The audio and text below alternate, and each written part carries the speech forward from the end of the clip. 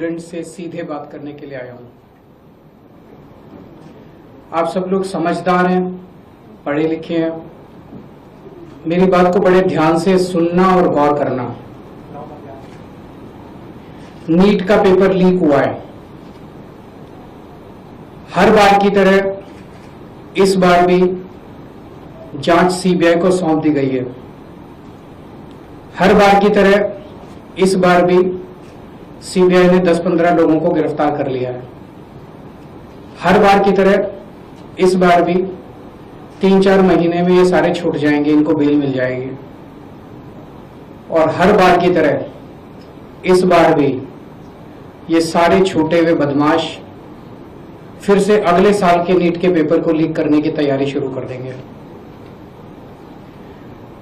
मैं आप सब लोगों से पूछना चाहता हूं, थक नहीं गए ये सब सुन के?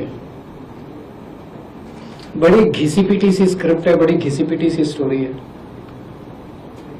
सीबीआई पे भरोसा बचा है क्या? सीबीआई कुछ करेगी? 2017 में पेपर लीक हुए, सीबीआई को जांच सौंप दी गई, आज तक सीबीआई ने कुछ किया? फिर 2021 में पेपर लीक हुए, सीबीआई को जांच सौंप दी गई, आज तक सीबीआई ने कुछ किया? फिर 2024 में पेपर लीक हुए, जांच सीबीआई को सौंप दी गई, सीबीआई ने कुछ किया? फिर 2026 में पेपर लीक हुए, जांच फिर से सीबीआई को सौंप दी गई। आपको लगता है सीबीआई कुछ करेगी इस बार भी? और 2024 में तो हद ही हो गई। 2024 के जो मास्टरमाइंड थे उनको सीबीआई ने गिरफ्तार किया। कानून के मुताबिक गिरफ्तारी के 90 दिन के अंदर चार्जशीट फाइल होनी होती है, नहीं तो आदमी को ऑटोमेटिक बेल मिल जाती है।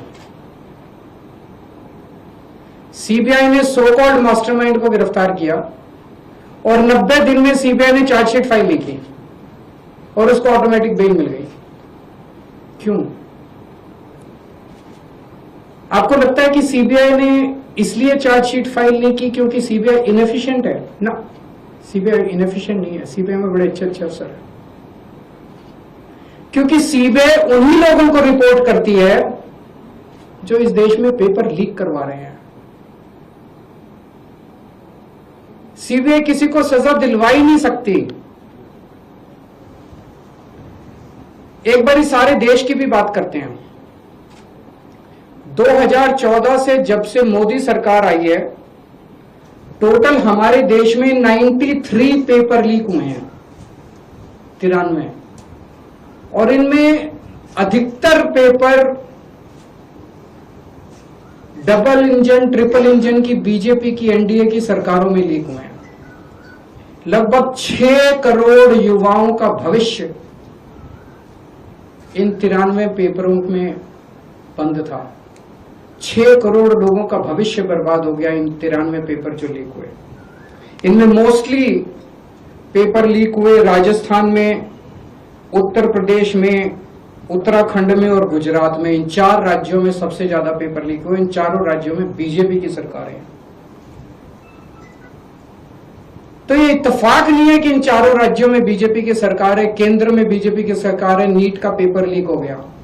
और अभी पिछले 1-2 दिन से खबरें आई हैं, ये जो नीट का पेपर लीक हुआ है इसका एपिसेंटर भी राजस्थान है, और इनमें जो 2-4 लोगों के ऊपर सुई गई है वो भी बीजेपी के नेता दिखाई देते हैं। तो इससे शक तो पैदा होता है कि क्या इन सारे पेपर लीक में इनके नेता शामिल हैं, या इनकी पार्टियों का या सरकारों का संरक्षण है, या सीधे सीधे इनके नेता ही पेपर लीक करवा रहे हैं, उन्हीं का धंधा है। और अगर ऐसा है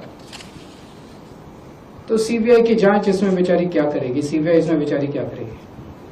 तो मेरा जेनजी से सीधा सीधा, देश के युवाओं से सीधा सीधा पूछना है कि ऐसे ही चलेगा या कुछ करना है? ऐसे ही हर साल आप देखो, 2017 में पेपर लीक हुए, उसके 4 साल बाद 2021 में हुए, उसके 3 साल बाद 2024 में हुए, उसके 2 साल बाद 2026 में हुए, अब उसके 1 साल बाद 2027 में होंगे। और हर साल पेपर लीक होंगे अगर आपने कुछ नहीं किया तो।